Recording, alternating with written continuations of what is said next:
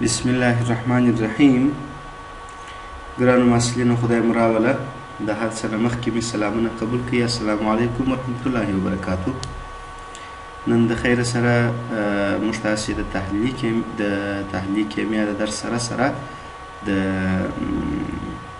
کیمیا د اختصاصي کورس تر عنوان لاندې درس وایو. د خیر سره اختصاصي کورس یعنی سپیشل کورس، او یا اصلا دې ته موږ تاسې سپیشل کیمستري وایو. د دغه مضمون هدف دا دی چې موږ تاسې د کیمیا پر ټولو برخو باندې، پر ټولو څانګو باندې، او یا د کیمیا پر مهمو مفاهیمو باندې وغږېږو. کوم څه چې ستاسې د یاده وتلي دي هغه را په یاد سي، او کوم څه چې تاسې تر اوسه پورې اورېدلي دي هغه نوي واورئ. نو دغه سپیشل کیمستري یا اختصاصي کیمیا چې ده، دا یوازې د کیمیا د علم پر عمومي مفاهیمو باندې موږ تاسې ډېر کار کوو. مثلا د خیر سره دا اوس دا موږ تاسې را شروع کوو د کیمیا د عمومي مفاهیمو تر عنوان لاندې زموږ چپټر هم را شروع سوی دی. د کیمیا د علم تعریف چې دی په عموم کې، د کیمیا د علم ته د تاریخچې په اړه باندې تاسو پخوا معلومات لري، او په چپټر کې ما تاسو ته درکړې ده. هغه به زه تاسو ته پرېږدم.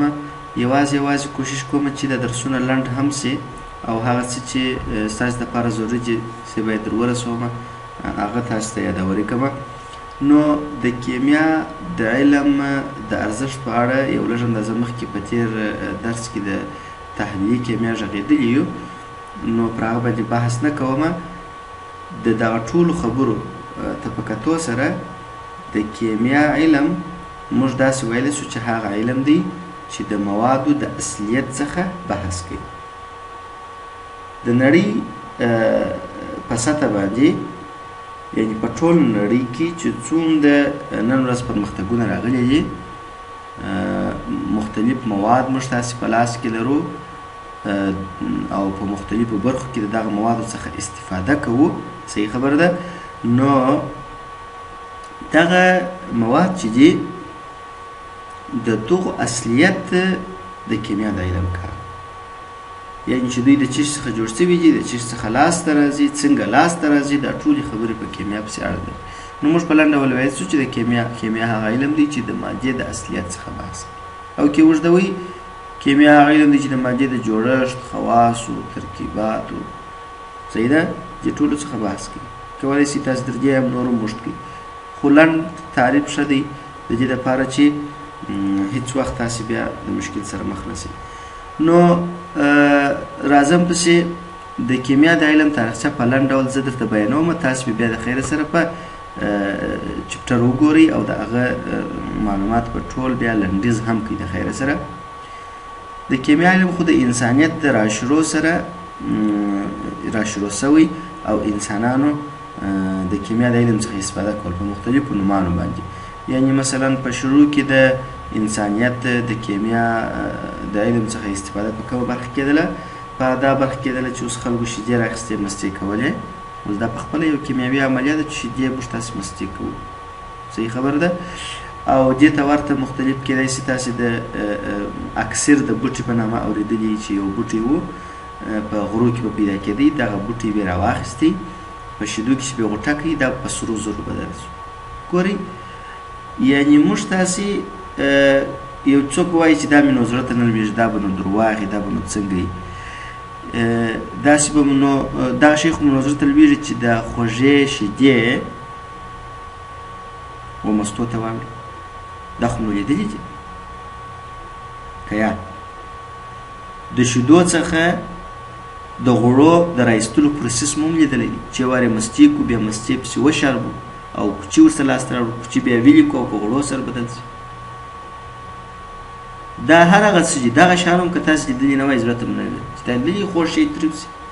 داسې ډېرې تجربې به تاسې لیدلي وي، تکې سپینې بې رنګه اوبه چې په اصطلاح لکه پاکې اوبه داسې یو ماده وي، خو یو څک یو بله ماده موږ اضافه کوو، مکمل رنګ یې شیرچایي اوړي. هغه هم بې رنګه، هغه هم بې رنګه، دوه بې رنګه سره یو ځای کړو، رنګ یې شیرچایي ته واوړي، څک تور ته واوړي. دا په خپله یو میجیک یا جادو ته ورته موضوع ده. نو پخوا خلکو دې ته بلیک آرټ هم وایه، تور هنر، جادویي هنر یې ورته وایه خلکو. چې موږ کولی شو یو ساده لرګی دی په ځینې کیمیاوي موادو کې غوټه کېږي، د هغه څخه فلز یا د هغه رنګ تغییر کوي، هغه یو بل داسې بوټي ته اوړي یا داسې مادې ته اوړي چې هغه په طبیعت کې د انسانانو ورته ضرورت ډېر دی او ارزښت هغه ډېر زیات لري. صحیح خبره ده؟ نو اصلا دا د کیمیا علم چې دی، د کیمیا د علم موضوع یوازې او یوازې د موادو اصلیت مطالعه. د هرې مادې په ترکیب کې کم مواد شته، صحیح ده، او دغه مواد په څونه اندازه دي، او دغه مواد په کم حالت کې تر څه وخت پورې باثباته پاتېږي او په کم حالت کې څونه وخت دا دوام کوي. د دې لپاره چې موږ تاسې د نن ورځ درس را پیل کړو، موږ تاسې پر ماده باندې غږیږو. ماده که چیرې تاسو ته زه د مادې یو مفهوم درکړم چې تاسې همیشه بیا هیر نه کوئ، یعنې موږ داسې ویلی شو چې الله عز وجل چې څونه مخلوقات پیدا کړي دي، صحیح ده، څونه مخلوقات چې الله عز وجل پیدا کړي دي ماده ورته ویلی شو. لنډ بل داسې ویلی شو چې هر هغه شی چې کتله ولري او په فضا کې ځای اشغال کی ماده بلل کېږي. دغه دوه خاصیتونه که په یو شي کې وه، نور د مادې ټول خاصیتونه به پکښې کېږي. که یو شی کتله ولري هغه وزن هم لري، او که کتله ولري حجم په فضا کې ځای هم نیسي، حجم هم لري. صحیح خبره ده؟ زموږ په شاوخوا کې موږ وینو کې نه وینو، هر شی که چیرې کتله یې ودرولل او په فضا کې ځای ونیوی، بس هغه ماده کړو. په دې باندې تاسې د پخوا سم خبرې زه ډېر تاکید ورباندې نه کوم.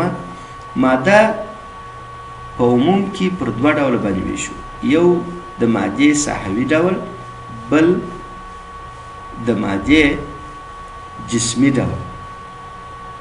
د مادې ساحوي ډول چې دی یا هغه مادې چې ساحوي ماده موږ ورته وایو، هغه هغه مواد ته ویل کېږي کوم چې په یو ساحه پسې تړاو لري، کوم چې د سکون په حالت کې نسي اندازه کېدلی. لکه چې شي تاسې تر اوسه پورې کېدای شي په دا برخه کې فکر د ځان سره کړي یا نه یې کړی، یعنې اوس موږ تاسې ټلیفون کې په خپل ټلیفون کې د خپل ټلیفون یا کمپیوټر په میموري یا هارد ډیسک کې موږ تاسې ډاټا لرو، 1 GB 2 GB 3 GB ویډیوګانې دي، فایلونه دي، عکسونه دي، صحیح ده، نوټونه دي، دا ټوله موږ په کمپیوټر کې لرو. دا چیرې دي؟ ته به نو وایې چې والله استاد دا خو په هارد ډیسک کې دي یا دا په دغه کې دي، په میموري کارت کې دي. نو په میموري کارت کې بیا چیرې دي؟ ګورئ دغه هارد ډیسک او میموري کارت چې جوړ دی دا الکترومقناطیسي ساحې دي، الکترومقناطیسي ساحې دي، او په دغه ساحو کې دغه زموږ تاسې عکسونه، ویډیوګانې دا ټول هلته وجود لري. په دغه مقناطیسي ساحو کې د ډاټا شتون چې دی، دغه ډاټا چې ده دا ساحوي ماده شوه، ځکه چې دا په دغه ساحه پسې اړه لري. که چیرې مثلا موږ یو هارد ډیسک راواخلو چې 2 پلیټونه پکښې کې بسته دي، د پلیټو ترمنځ الکترومقناطیسي ساحه ده، که دغه 2 پلیټو ته تغییر ورکړو یا یې نوکي سره لرې کړو یا یې سره نږدې کړو، یعنې تغییر پکښې کې راولو، دا ټوله مواد له منځه ولاړل، ځکه چې دا مواد په ساحه پسې یوازې تغییر لري. که دا مقناطیسي ساحه ختمه شي هم دا مواد ولاړل. او یا د نوره څخه مثلا د لمره څخه د لمر وړانګې به مو لیدلې وي چې ځمکې ته راشوه کېږي، کوچني کوچني ذربین فوتونونه پکښې کېږي. دغه فوتونونه نور وخت وجود نه لري، دا یوازې د لمر په وړانګو کې شتون لري. کله چې د لمر وړانګې نه وي فوتونونه نشته، کله چې د لمر وړانګې وي فوتونونه شته. نو دا چې دا پروتونونه د لمر په وړانګو پسې وتړل سول نو پروتون هم یو ساحوي ماده شو. دا د لمر په وړانګو کې چې کوم کوچني کوچني ذرې دي دې ته پروتون ویل کېږي چې دا ساحوي ماده ده. او دغسې د هارد ډیسک د دوو پلیټو په منځ کې یا په میموري کارډ کې په الکترومقناطیسي ساحه کې ذرات یا مواد چې وجود لري دې ته بیا مګنیټیونونه ویل کېږي. مګنیټیون یعنې د مګنیټیکي ساحې ذرات دي. پروتون د لمر کوچني ذرات دي. پروتون د لمر کوچني ذرات دي. او چې شي سو مګنیټیون د دوو مګنیټیکي ساحو په منځ کې دغه ذرات ته ویل کېږي. نو دا ساحوي ډول سو چې په د سکوت په حالت کې دا د اندازې وړ نه دی. که چیرې یو ماده یا د مادې ذرې په یو ساحه پسې اړه ولري نو بیا هغه ته موږ تاسې ساحوي ذرات وایو. صحیح ده؟ راځم پسې اوس نو وجسمي ذراتو ته دوهم ډول ته چې موږ تاسې وایو چې د مادې د جسم ډول یا جسمي ډول د مادې چې دی هغه دغه عادي مواد چې موږ تاسې وینو دغه ټوله جسمي ډول دی چې هم یې کتله اندازه کولی سو په د سکون په حالت کې هم اندازه کېږي د حرکت په حالت کې هم اندازه کېږي او په خاص ساحه پسې اړه نه لري. صحیح ده؟ راځم پسې د مادې حالتونو ته. ماده 5 مشهور حالتونه لري: جامد، مایع، ګاز. صحیح ده؟ دا درې خو نو تاسې پخوا هم اورېدلي وه، شاید دا نور مو هم اورېدلي: پلازما او نیوتروني حالت. د مادې جامد حالت د مادې جامد حالت چې دی په دې کې موږ تاسې خبر یو چې هغه وخت یو ماده جامده ده چې کلک جوړښت ولري او شکل یې ثابت. د یو مادې شکل څه وخت ثابت کېږي؟ هغه وخت چې دا د ترکیب کوونکي ذرات چې دي دا ډېر سره نږدې سي او په منځ کې د جذب قوه بیخي ډېره سي نو دا ذراتو یو په بل کې ځانونه سره ټینګ کړي او کلک جوړښت خپل شکل ته تغییر نه ورکوي او کلک جوړښت رامنځته کوي.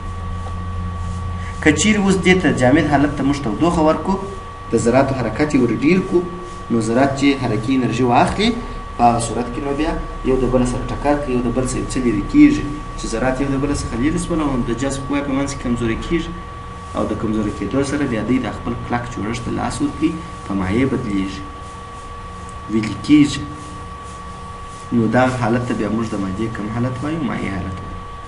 اوس یو چاته سوال پیدا کېږي وایي استاذه نو دا خو دا حالتونه چې موږ وایو د چا اکثره محصلین داسې فکر کوي چې اوس دا اوبه دي نو دا کله کلک شکل پیدا کېږي. ګورئ که په کلک شکل یو شی پیدا کېږي که نه پیدا کېږي هره ماده دا 5 خاصیتونه لري او دا 5 سره خاصیت موږ یو په بل بدلولی سو.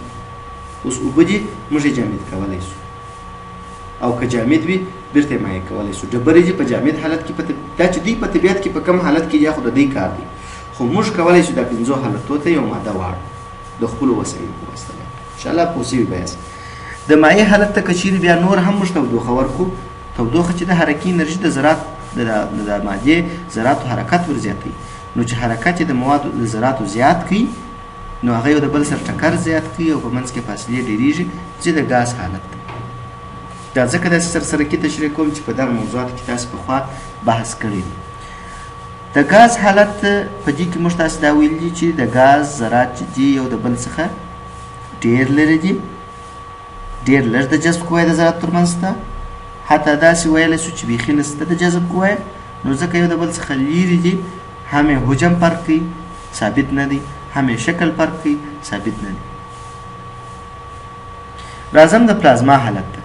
که چیرې یو ګاز ته دغه ته نو اوس ښه متوجه سئ دا د پلازما په حالت کې ډېر مشوش نظرونه شته ډېری استادان رقم نظرونه ورکوي خو صحیح خبره دا ده چې همیشه باید ستاسې ورته فکر په پلازما حالت کې یو ماده چې کله ګاز وي د ګاز په حالت کې ماده چې د خنثی ده که مرکب که عنصري په خنثی حالت کې ده صرف او صرف د ګاز په حالت کې ده یعنی فرار کوي د ذرو ترمنځ د جذب قوه نشته.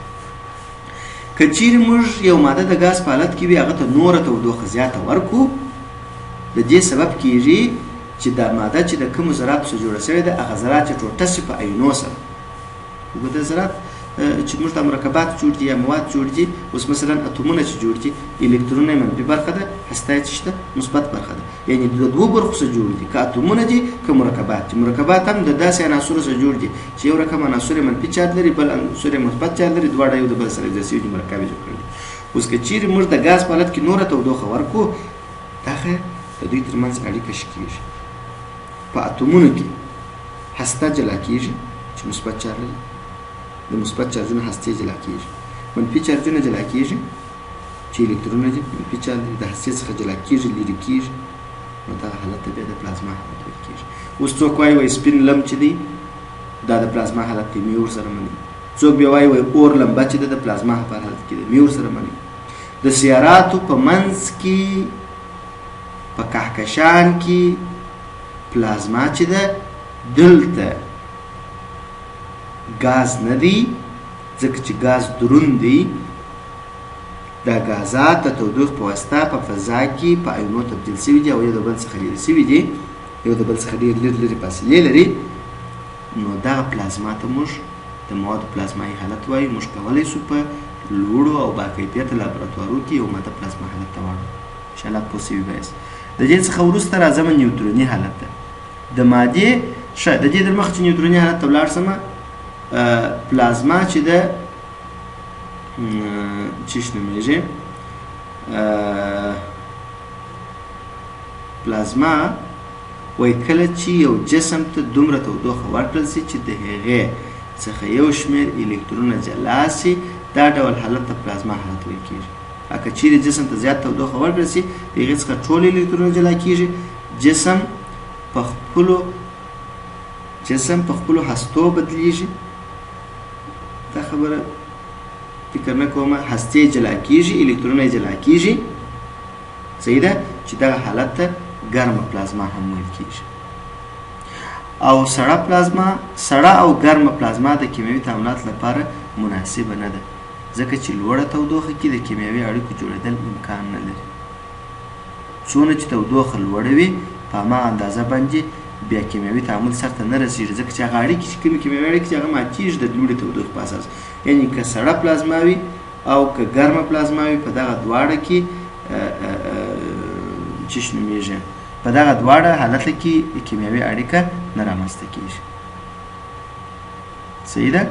ښه، راځم پسې سړه پلازما او ګرمه پلازما ولاکه چې تاسو ته معلومه شوه که یا که چیرې موږ تاسې داسې وکړو چې تودوخه ورکړو، یو لږ شمېر الکترونونه یې جلا شي او نور الکترونونه په خپل حال پاتې وي، دې ته موږ سړه پلازما وایو. او که چیرې داسې شي چې په اصطلاح په مکمل ډول باندې ټول الکترونونه جلا شي، هستې جلا شي، دې ته موږ ګرمه پلازما وایو. که سړه پلازما ده که ګرمه پلازما ده، کیمیاوي تعاملونه په هغه کې ډېر په مشکله سرته رسېږي. راځم نیوتروني حالت ته. نیوترون خو تاسې پېژنئ. د نیوترون موضوع چې ده، نیوترون موږ تاسې داسې وایو چې خنثی دی او په هسته کې قرار لري. نیوترون د چیز څخه جوړیږي؟ که چیرې یو پروتون موږ تاسې یو ځای کړو د یوه دانه الکترون سره، الکترون او پروتون سره یو ځای کړو، نو د دې څخه یوه دانه نیوترون لاسته راځي. د بیټا وړانګه چې منفي چارج لري، چارج د الکترون سره مساوي. د بیټا وړانګه که د پروتون سره یو ځای شي، صحیح ده، نو نیوترون لاسته راځي. دا تاسې وینئ الکترون جمع پروتون مساوي کېږي په نیوترون سره. دا نیوتروني حالت د موادو هغه حالت دی چې یو ماده په مکمل ډول ټول په نیوترونو باندې واوړي، و دغه حالت ته نیوتروني حالت وایي. او دا د ډېر زیات تراکم پر یو ماده باندې د ډېر زیات فشار راوړلو له مخې یا په صورت کې ترسره کېږي. که چیرې پر یو ماده باندې موږ تاسې ډېر فشار راوړو، متراکمه یې کړو، ډېر زور پر راوړو، نو په هغه صورت کې د یو اتوم د مدارو الکترونونه و هستې تولېږي او د پروتونو سره ترکیب کړي. د پروتونو سره چې کله یو ځای شوله په نیوترونو بدلېږي. الکترونو مکمل ختم، پروتونونو مکمل ختم، یوازې هسته پاتېږي او په هسته کې یوازې نیوترونونه پاتېږي، چې په دغه وخت کې د اتوم حجم ډېر کمیږي. و دغه حالت ته د موادو موږ تاسې نیوتروني حالت وایو.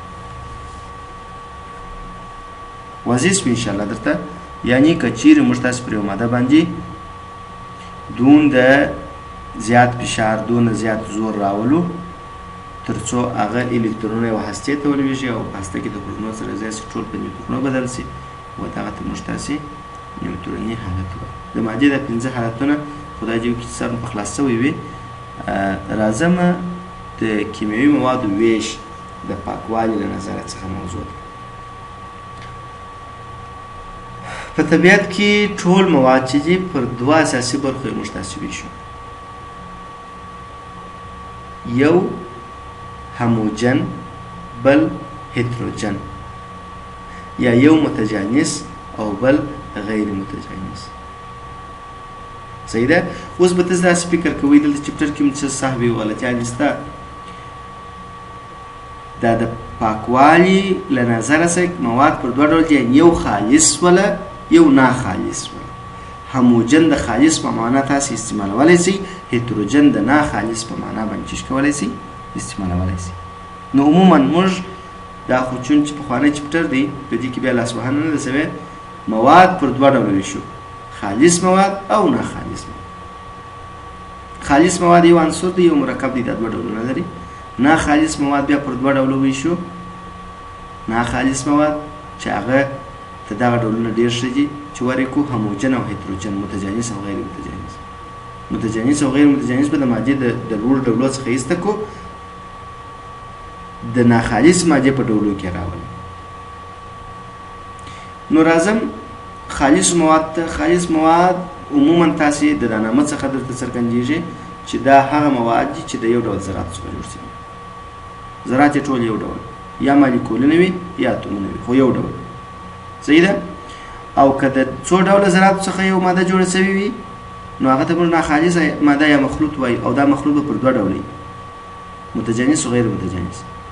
متجانس که چیرې یو شان په ټولو نقاطو کې دا دواړه مواد سره ګډ شوي دې ته متجانس وایو، متجانس ناخالصي وایو.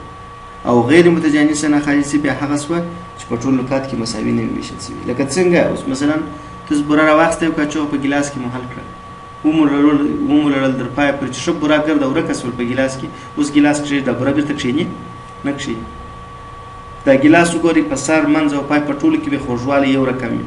که چیرې وسیلې د سره وي یو داسې وسیله د سره وي چې د بورې اندازه معلومه کړي، په د ګیلاس په سر منځ او پای کې د اوبو مالیکولونه په مساوي اندازه په ټولو نقطو کې ویشل شوي دي و دغه ته متجانس مخلوط یا محلول وایي.